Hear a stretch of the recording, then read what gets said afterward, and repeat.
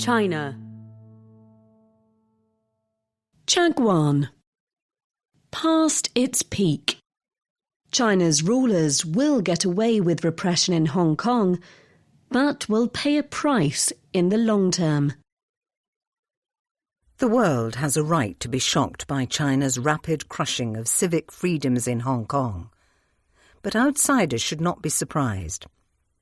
Western politicians spent years arguing that China, out of pure self-interest, should grant Hong Kong greater autonomy, or at least preserve liberties promised by the slogan, "One country, two systems." That was always a doomed effort. In part, pleas to grant Hong Kong more freedoms reflected a misjudgment about the incentives that guide the swaggering yet paranoid hard men who lead China's Communist Party today. In part, Western arguments were a bluff based on half-veiled threats that multinational companies, foreign investors and banks might walk away from Hong Kong's lucrative financial markets if the territory's political freedoms were too brutally curbed. China is now calling that bluff. There is a self-reinforcing logic to China's actions. A sweeping national security law imposed on Hong Kong in July has, by the mere fact of its existence, created a new test of patriotism that citizens must pass. Hong Kong's election officers recently disqualified a dozen pro-democracy politicians from seeking seats in the city's Legislative Council at elections scheduled for September. The candidates' purported misdeeds included questioning the need for a national security law. Circular logic even saw opposition politicians disqualified for pledging to vote against the government. Just in case some missed the message, a day later the election, during which opposition parties expected to make big gains, was postponed for a year, ostensibly as a pandemic-fighting precaution. Chinese officials do not much care if Westerners are outraged. Casting Hong Kong protesters as dupes, officials claim, and may even believe, that the Trump administration is using the city's openness to attempt a colour revolution, in cahoots with such democracy supporters as Jimmy Lai, a Hong Kong newspaper owner arrested and paraded through his newsroom in handcuffs by 200 policemen. Other officials are coldly cynical. They think that lots of foreign governments and businesses mostly want to make money in Hong Kong. Cynics also think that many expatriates quietly opposed last year's anti-government protests, some of which were violent, and will welcome the silencing of troublemakers. Nor do Chinese leaders seem scared that repression in Hong Kong will cost them hearts and minds in Taiwan, though that democratic island was once promised that if it agrees to rule by Beijing, it will have its own version of one country, two systems.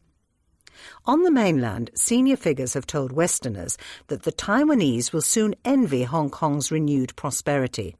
Chinese leaders are feeling quite triumphant over Hong Kong, says a diplomat.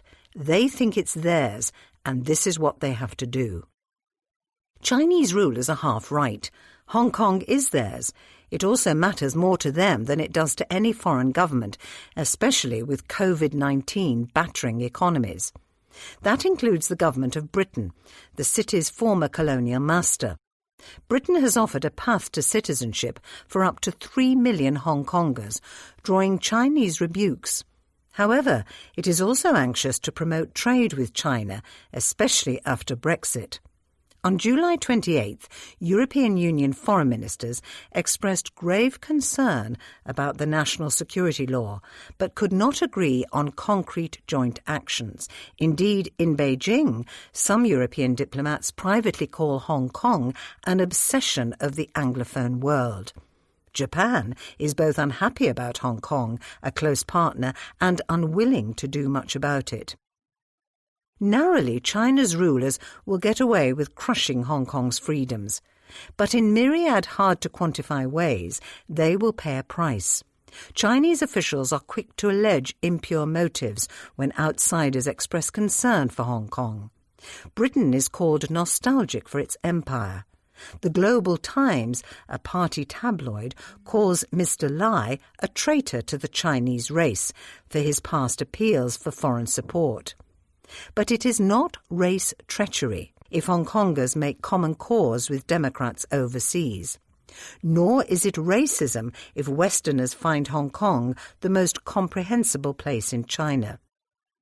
Party bosses and their apologists love to play up China's exceptionalism.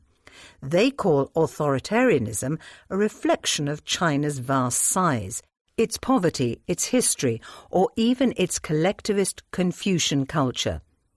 Such excuses do not work as well in Hong Kong.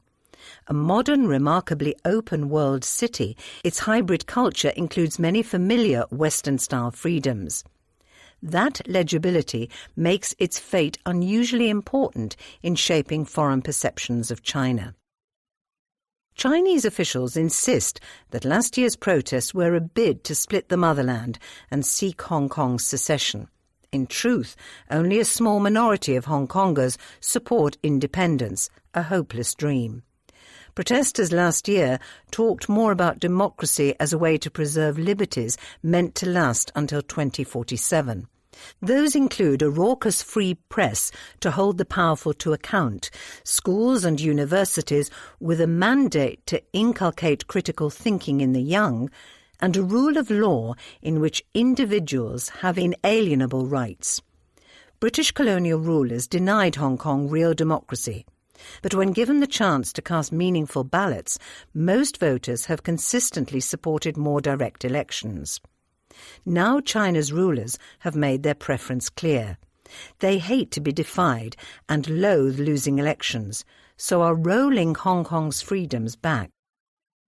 Western governments and people cannot alter China's choices in Hong Kong, but they are entitled to draw conclusions from those decisions.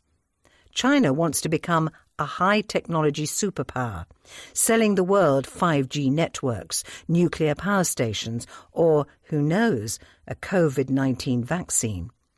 China's diplomats want a seat at the top table in global forums where standards and norms are agreed upon.